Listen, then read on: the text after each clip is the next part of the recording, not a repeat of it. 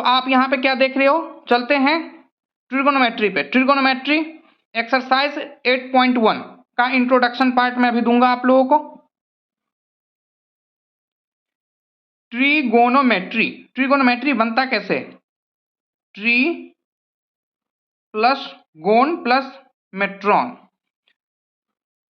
Try, TRI, tri, tri means 3, gon, gon means side, sides, ठीक है।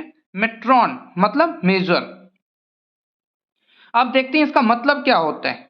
3 sides measure, I mean trigonometry का हम definition दे सकते हैं कि trigonometry is the study of relationships between the sides and angles of a triangle.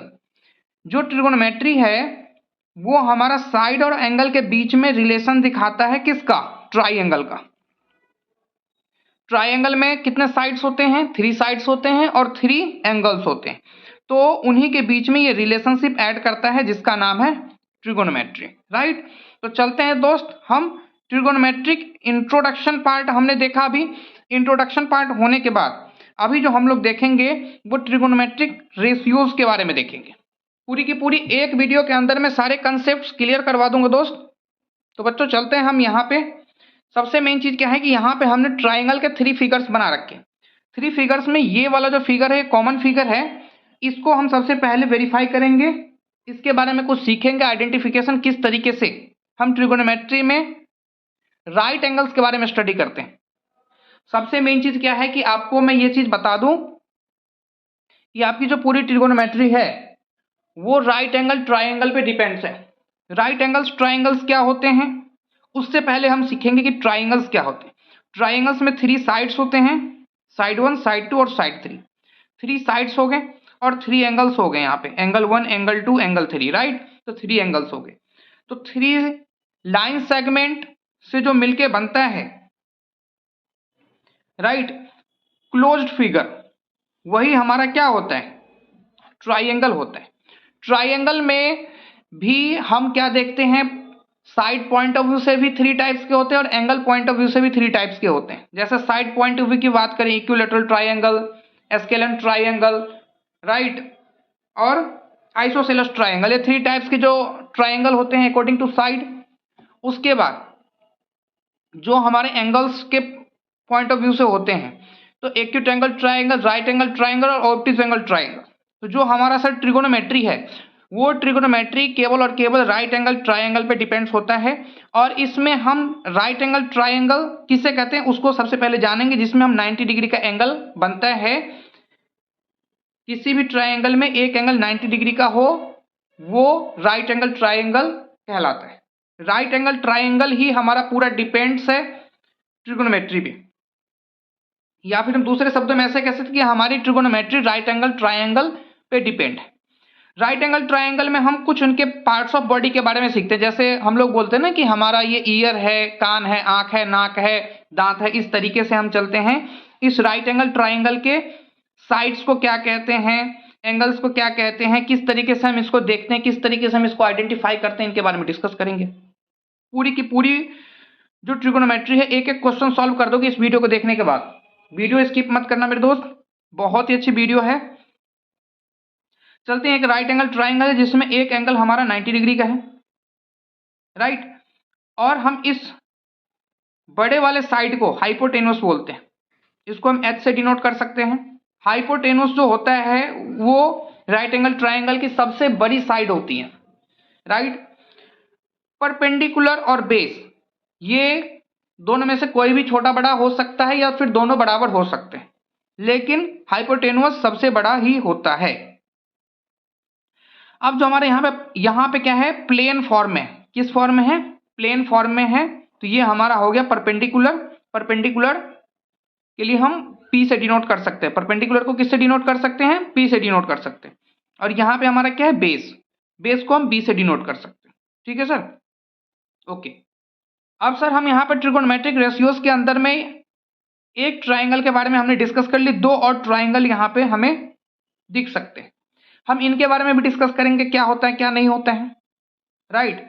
तो हम यहाँ पे क्या देख पा रहे हैं कि ये तो हाइपोटेनस है, यहाँ पे भी हाइपोटेनस है। हाइपोटेनस जो होता है सर वो फिक्स होता है। हाइपोटेनस क्या होता है?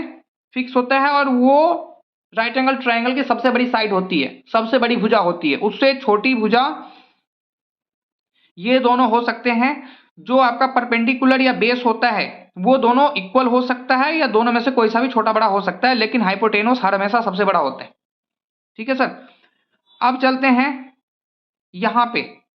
मैं अगर यहां पे एंगल ए, इस वाले एंगल के लिए बताऊं, ये जो ट्राइंगल है इसमें एंगल ए के बारे में दिया गया है, और इस वाला जो ये वाला जो राइट एंगल ट्राइंगल है इसमें एंगल सी के बारे में दिया गया है। अब ये दोनों की खूबसूरती क्या है सर, इसकी ये कितना ब्यूटीफुल है हम उसके बारे में देखेंगे। ठीक है। और ये हमें ये दोनों फिगर कहती क्या है, क्योंकि हमने यहाँ पे तो केवल 90 डिग्री बनाया, यहाँ पे ना मैंने एंगल ए का डिस्कस किया ना ही एंगल सी का डिस्कस किया, लेकिन यहाँ पे इन दोनों फिगर में, एक राइट एंगल ट्रायंगल में एंगल ए का डिस्कशन है, और एक राइट एंगल ट्रायंगल में एंगल सी का डिस्कशन है। तो दोनों में चेंजिंग क्या है? तो एक सबसे बड़ी चीज है बाबू, मैं आपको बता दूं, राइट एंगल ट्रायंगल में जो एंगल होता है राइट एंगल ट्रायंगल में, तो ये वाला तो एंगल 90 डिग्री फिक्स ही है कि एक एंगल 90 डिग्री होगा। उसके बाद जो एंगल गिवन होता है उसके सामने वाली जो साइड होती है वो परपेंडिकुलर कहलाती है। मैं आपको बताता हूं कैसे और किस तरीके से। तो इसके लिए मुझे पेंसिल की जरूरत पड़ेगी, पेंसिल से मैं आपको बताता हूं। यहां पे क्या देख रहे हो सर, एंगल ए है। तो एंगल ए जब है आपके पास,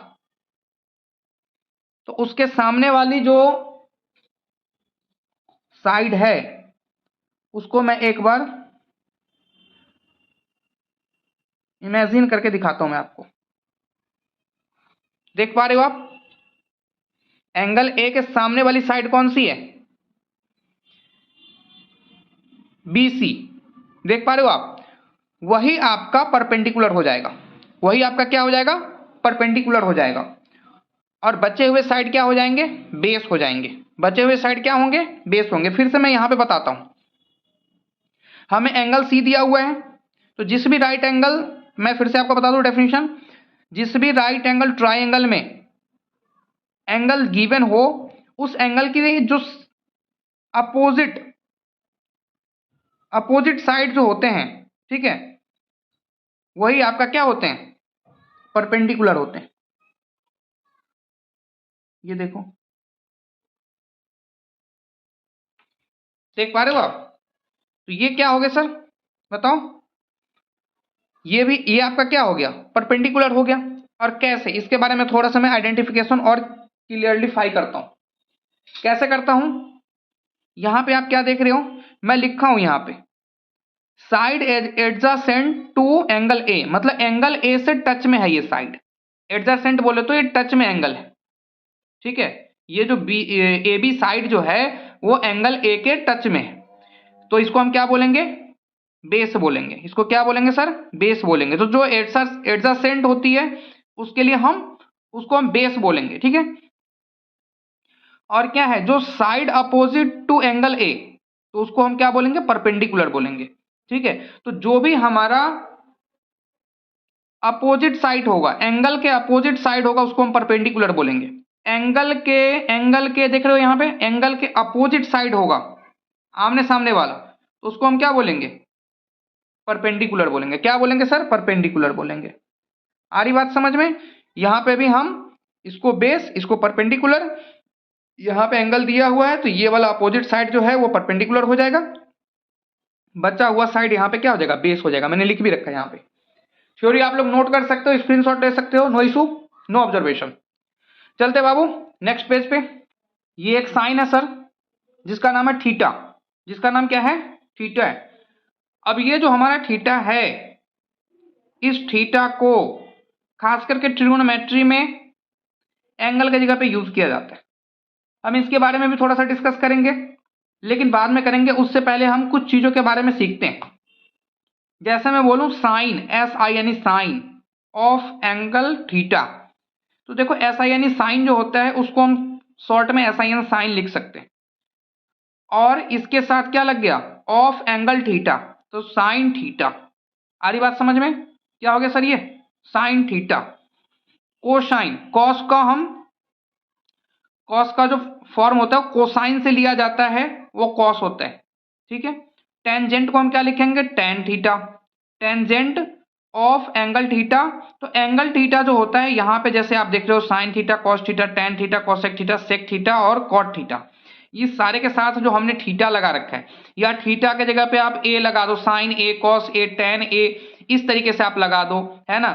तो जो भी इसके साथ लगेगा, साइन के साथ लगेगा, ये दोनों अलग अलग की चीजें नहीं होती हैं। ये साइन यहाँ पे जो थीटा है, यहाँ पे जो ए होगा या थीटा होगा, कुछ भी चीज आप लिखते हो, वो क्या होता है सर? उसके एंगल होते हैं। उसके क्या होते हैं? एंगल होते हैं। जैसे मैं साइन 45 डिग्री लिखूं तो 45 डिग्री क्या हो गया? एंगल हो गया। इसी तरीके से थीटा क्या हो गया? एंगल हो गया। थीटा बोले तो यहाँ पे कोई एग्जैक्ट कांस्टेंट एंगल नहीं दिया हुआ है, ये थीटा वेरिएबल हो सकता है, राइट। वो अलग अलग पॉइंट ऑफ व्यू से थीटा अपने एंगल को चेंज कर सकता है। लेकिन हमें कोई पूछे कि ये साइन और थीटा क्या ये दोनों मल्टीपल के फॉर्म में है, तो जी नहीं, मल्टीपल के फॉर्म में नहीं है। साइन और थीटा दोनों एक ही चीज है, साइन थीटा ही होता है, या साइन ए होता है, साइन अल्फा होता है, साइन गामा होता है। तो कुछ भी यहाँ पे जब वेरिएबल लगाया जाता है, sine theta, sign gamma, sine alpha, sine theta beta gamma, कुछ भी, तो वो सारी चीजें क्या होती हैं? साइन के साथ लगे या कॉस के साथ लगे या टेन के साथ लगे या कॉस सेक सेक कॉट किसी के साथ लगे, तो वो सारे के सारे क्या होते हैं? एंगल्स होते हैं। ये साइन कितना एंगल है? थीटा एंगल है। कॉस कौन सा एंगल है? थीटा एंगल है। टेन कौन सा एंगल है? थीटा एंगल है। कॉसेक कौन सा एंगल है? थीटा एंगल है। सेक कौन सा एंगल है? थीटा एंगल है। कॉट कौन सा एंगल है? थीटा एंगल है। तो चलते हैं, मैं इनके ना साइन से ही साइन लिया गया है, SINE, साइन से साइन लिया गया है। कोसाइन, कोसाइन से हम कॉस ले सकते हैं और लिया भी गया आपके बुक के अंदर, ठीक है।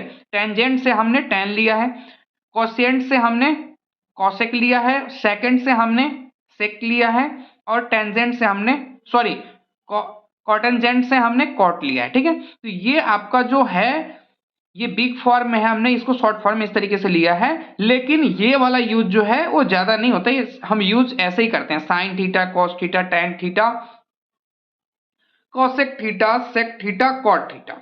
ये सारे जो थीटा वाले जो होते हैं आपके, वो क्या होते हैं बताओ?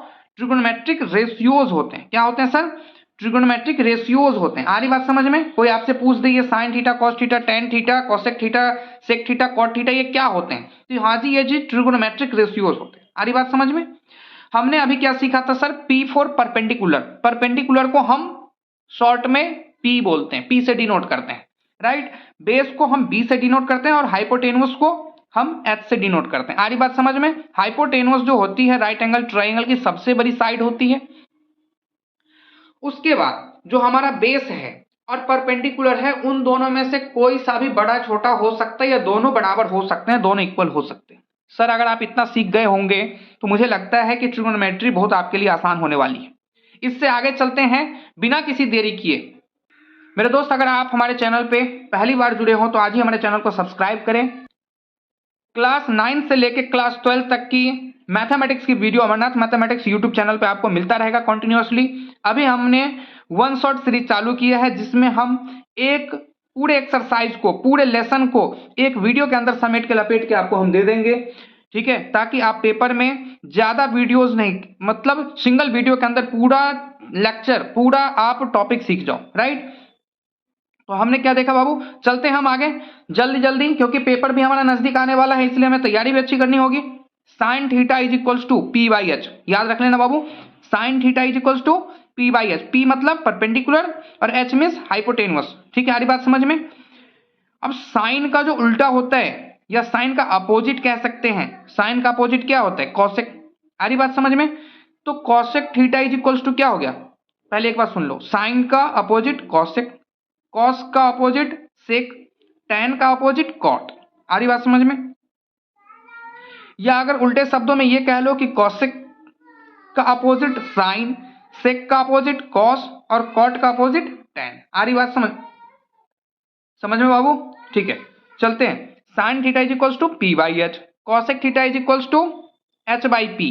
मतलब साइन थीटा है ना, तो साइन थीटा का क्या है? ये अपोजिट है कॉसेक थीटा, तो यहाँ पे क्या है, P by H, sign theta की वैल्यू क्या है, पी बाई एच। तो इसको क्या कर दो, उल्टा कर दो, अपोजिट कर दो, तो एच को ऊपर कर दो, पी को नीचे कर दो, तो एच अपॉन पी हो जाएगा। आ रही बात समझ में। तो अगर आपने sine theta P by H learn कर लिया तो H by P cosec theta अपने आप लर्न हो जाएगा, क्योंकि साइन जो होता है उसका अपोजिट होता है कॉसेक थीटा, राइट। अब देखो कॉस थीटा का अपोजिट क्या होता है, सेक थीटा। तो cos theta is equals to P B by H है, ठीक है। तो sec theta is equals to क्या हो गया, H by B. Tan theta is equals to P by B, तो cot theta is equals to B by P. हम opposite करते जा रहे हैं, उल्टा करते जा रहे हैं। अब चलते हैं सर, यहां पे हमने लिखा है sine theta is equals to 1 upon cosec theta, ठीक है। Sine theta is equals to, क्यों, क्योंकि ये अपोजिट है। आ रही बात समझ में। या फिर अगर हम cosec theta is equals to लिख दे तो 1 upon sine theta. Cos theta is equals to 1 upon sec theta, तो sec theta is equals to 1 upon cos theta. Tan theta is equals to 1 upon cot theta, या फिर हम ऐसे कह सकते हैं cot theta is equals to 1 upon tan theta. जैसे मुझे कोई बोल दे 5 का अपोजिट निकालो, किसका अपोजिट निकालो, 5 का। तो 5 का अपोजिट क्या होता है सर, 1 अपॉन 5 होता है। 5 का अपोजिट क्या होता है, 1 अपॉन 5। 7 अपॉन 6 का अपोजिट क्या होगा, 6 अपॉन 7। 9 अपॉन 8 का अपोजिट क्या होगा, 8 अपॉन 9। लेकिन हमें वहीं पे 6 का अपोजिट निकालना है तो 1 अपॉन 6, ठीक है। 9 का अपोजिट निकालना तो 1 अपॉन 9। 3 का अपोजिट निकालना तो 1 अपॉन 3। 7 का अपोजिट निकालना हो तो 1 अपॉन 7। लेकिन हमें 1 अपॉन 7 का अपोजिट निकालना तो हमारा 7 हो जाएगा। आ रही बात समझ में। तो चलो चलते हैं विदाउट एनी फर्दर डिले, सीखते हैं कुछ।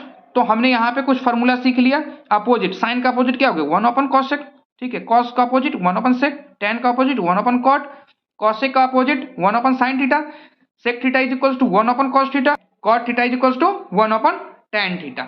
आ रही बात समझ में बाबू। चलते सर हम कुछ और फॉर्मूला देखते हैं। Sine theta into cosec theta is equals to 1, I mean for example जैसे मैं 5 लिखता हूं और 5 का अपोजिट क्या होता है, 1 अपॉन 5। अब इन दोनों को मैं अगर मल्टीप्लाई कर दूं तो क्या हो जाएगा, 1 ही तो होगा। क्या हो जाएगा, 1 हो जाएगा। 6 है, 6 का अपोजिट क्या होता है, 1 अपॉन 6, कितना हो जाएगा, 1 हो जाएगा। मतलब किसी नंबर का अपोजिट से उसको अगर हम मल्टीप्लाई करते हैं तो 1 हो जाता है, क्योंकि 5 का अपोजिट क्या, 1 अपॉन 5। दोनों को मल्टीप्लाई करोगे 5 5 कैंसिल आउट हो जाएगा, 1 आपका आंसर हो जाएगा। 6 का अपोजिट से मल्टीप्लाई करेंगे, 6 को 6 के अपोजिट से मल्टीप्लाई करेंगे, आई मीन 6 इंटू 6, 1 अपॉन 6, तो 6 6 6 1 जा 6, 6 1 जा 6 कट जाएगा, तो क्या हो जाएगा, 1 उसका आंसर हो जाएगा। तो हमने क्या किया, साइन और साइन का अपोजिट कॉसेक होता है, तो साइन थीटा और कॉसेक थीटा को मल्टीप्लाई कर दिया तो क्या हो गया, 1 हो गया। उसी तरीके से कॉस थीटा, सॉरी यहां पे सेक होगा sir, sec theta, sec theta, ठीक है। Cos theta into sec theta is equal to क्या हो गया, 1 हो गया। क्यों, क्योंकि कॉस थीटा का अपोजिट क्या है, सेक थीटा, तो cos theta into sec theta is equal to 1। Tan theta into cot theta is equal to 1, क्यों, क्योंकि टेन का अपोजिट क्या है, कॉट है, तो दोनों को मल्टीप्लाई करेंगे, टेन का अपोजिट कॉट हो जाएगा, तो टेन इंटू कॉट क्या हो जाएगा, 1 हो जाएगा, तो tan theta into cot theta is equal to 1 हो जाएगा। आ रही बात समझ में सर, कोई दिक्कत तो नहीं। चलते फिर दोस्त, हम यहाँ पे ट्रिगोनोमेट्रिक रेशियोज के कुछ और फॉर्मूले के बारे में सीखेंगे। आप यहाँ पे क्या देख रहे हो, एक राइट एंगल ट्राइंगल है जिसमें बी एंगल राइट एंगल है, राइट, जहां पे एंगल ए और एंगल सी जो है हमारा वो एक्यूट एंगल है। एंगल ए और एंगल सी जो है हमारा एक्यूट एंगल है, और एंगल बी जो है वो राइट एंगल है। हम इसे राइट एंगल ट्राइंगल कह सकते हैं, क्योंकि राइट एंगल ट्राइंगल की जो डेफिनेशन होता है उसमें एक एंगल को राइट एंगल होना पड़ता है, और राइट एंगल 90 डिग्री के इक्वल होता है। आ रही बात समझ में। जिसमें हमारा ये पार्ट जो है हाइपोटेन्युस है, जिसको हम एच से डिनोट करते हैं, हिंदी में हम इसको कर्ण कहते हैं। बेस है यहाँ पे, बेस को बी से डिनोट करेंगे, बेस को हिंदी में आधार कहते हैं। यहाँ पे क्या हो गई, ये परपेंडिकुलर, परपेंडिकुलर को हम पी से डिनोट कर सकते हैं, हिंदी में हम इसको लंब कहते हैं। आ रही बात समझ में बाबू, इतना तक समझ गए। चलते हैं इस फार्मूला की तरफ से। फार्मूला में क्या हमको कहा जा रहा है, जो H square is equals to P square plus B square, ये पाइथागोरस थ्योरम है। पाइथागोरस थ्योरम से ये हमने फार्मूला लिया है जो कि ट्रिगोनोमेट्री में यूज होगा। हमने क्या पढ़ा है कि कर्ण का स्क्वायर, आई मीन हाइपोटेनुस का स्क्वायर जो है वो परपेंडिकुलर और बेस के स्क्वायर के प्लस के इक्वल होता है। आ रही बात समझ में, फिर से एक बार सुनना बाबू। हाइपोटेनुस का स्क्वायर हाइपोटेनुस का स्क्वायर परपेंडिकुलर के स्क्वायर और बेस के स्क्वायर के प्लस के इक्वल होता है। आ रही बात समझ में? तो वही है हमारा पाइथागोरस थ्योरम। पाइथागोरस थ्योरम को हमने यहाँ पे 3 फार्मूला के बीच में ब्रेक किया है। एक फार्मूला से हमने 2 और फार्मूले बनाए हैं, जिसकी वजह से हमारा क्वेश्चन सॉल्व करना बिल्कुल आसान हो जाएगा। यहाँ पे क्या है सर, एच स्क्वायर, यहाँ पे एच बोले तो हाइपोटेनुस है, पी बोले तो परपेंडिकुलर है, बी बोले तो बेस है। ठीक है, तो H square is equal to P square plus B square, therefore H is equal to root under P square plus B square. क्यों? क्योंकि जब ये स्क्वायर इधर साइड जाएगा, आई मीन हटेगा, तो क्या हो जाएगा, यहाँ पे रूट चढ़ जाएगा। बोलो, अगर दूसरे लैंग्वेज में कहे कि हम दोनों साइड रूट चढ़ाएंगे, तो दोनों साइड रूट चढ़ाएंगे तो ये स्क्वायर से रूट कैंसिल हो जाएगा, तो फिर यहाँ पे रूट चढ़ जाएगा। आ रही बात समझ में? तो क्या हुआ, H, therefore H is equal to क्या हो गया, root under P square plus B square. Second formula देखते हैं sir, P square is equal to क्या होता है, H square minus B square, H square minus B square. ठीक है, therefore P is equal to कितना हो गया, root under H square minus B square, क्योंकि स्क्वायर जब इधर गया तो रूट चढ़ गया। फिर हमने क्या देखा, यहाँ पे B square is equal to क्या हो गया, H square minus P square, H square minus P square, therefore B is equal to root under H square minus P square. आ रही बात समझ में? आई होप दैट इतना तक तो आप समझ चुके होंगे। जहां पे पी बी एच के बारे में अगर जानना हम चाहे तो पी होता है परपेंडिकुलर, बी होता है बेस और एच होता है हाइपोटेनुस, जैसा कि आप इस फिगर के अंदर देख सकते हैं सर। यहां पे दोस्तों हम क्या देखते हैं, एक्सरसाइज 8.2 का जो है फॉर्मूला मैं दूंगा आपको। ठीक है, एक्सरसाइज 8.2 का फॉर्मूला, राइट। अब यहाँ पे क्या देखते हो, trigonometric ratios of some specific angles. जो हमारा सेकंड चैप्टर है 8.2, वो है trigonometric ratios of some specific angles. Angles की कुछ वैल्यूज होती हैं और उसी वैल्यूज को लेकर के हम यहाँ पे नियम कानून लगाएंगे, किस तरीके से हमारे कौन से एंगल की वैल्यू कौन से रेशियोज के अंदर कितनी आती है। आ रही बात समझ में? यहाँ पे जैसे साइन, यहाँ पे क्या देख रहे हो, वहां पे एंगल ए। अब ये सारे के सारे एंगल ए के पॉइंट ऑफ व्यू से, जैसे sine A, cos A, tan A, cosec A, sec A, cot A. मैंने आपको बताया था अगर यहाँ पे थीटा रहता तो सारी जगह थीटा रहता, अगर यहाँ पे अल्फा रहता तो हर जगह पे अल्फा रहता। मतलब क्या हुआ, हमने एंगल ए के पॉइंट ऑफ व्यू से यहाँ पे वैल्यूज को फाइंड आउट कर रहे हैं। ठीक है, यहाँ पे आप अल्फा रख सकते हो, थीटा रख सकते हो, बीटा रख सकते हो, गामा रख सकते हो, एक्स वाई जेड कुछ भी रख सकते हो। ठीक है, तो हमने क्या देखा बाबू, यहां पे चलते वैल्यूज के बारे में हम सीखेंगे। 0 degree, 30 degree, 45 degree, 60 degree, 90 degree. यहाँ पे बाबू थोड़ा सा मेहनत करना पड़ेगा आपको, लर्न करना पड़ेगा, थोड़ा सा समझना पड़ेगा। थोड़ा समझ लोगे, लर्न करना आसान हो जाएगा, बहुत ही ज्यादा इजी हो जाएगा लर्न करना। ऐसे यूं चुटकियों में आप ये टेबल को लर्न कर लोगे। आपका जो 8.2 है, 8.2 पूरा का पूरा इसी के ऊपर रिलेट करता है। ठीक है, तो चलते हैं सर, यहाँ पे हम वैल्यू देखते हैं। साइन 0 डिग्री, साइन 0 डिग्री कितना हो गया सर, क्योंकि एक जगह पे क्या आ जाएगा, 0 आ जाएगा। 0 डिग्री, क्योंकि साइन ए और ए की जगह पे हमने क्या ले लिया, 0 डिग्री। तो साइन 0 डिग्री की वैल्यू कितनी होती है, 0 होती है। याद कर लो, साइन 0 डिग्री की वैल्यू कितनी होती है बाबू, 0 होती है। साइन 30 डिग्री की वैल्यू कितनी होती है, 1/2। साइन 45 डिग्री की वैल्यू कितनी होती है, 1/√2। साइन 60 डिग्री की वैल्यू कितनी होती है, √3/2। और साइन 90 डिग्री की वैल्यू कितनी होती है, 1 होती है। समझ पा रहे हो, साइन 0 की वैल्यू, साइन 0 डिग्री की वैल्यू 0, साइन 30 डिग्री की वैल्यू 1/2, साइन 45 डिग्री की वैल्यू 1/√2, साइन 60 डिग्री की वैल्यू √3/2 और साइन 90 डिग्री की वैल्यू 1।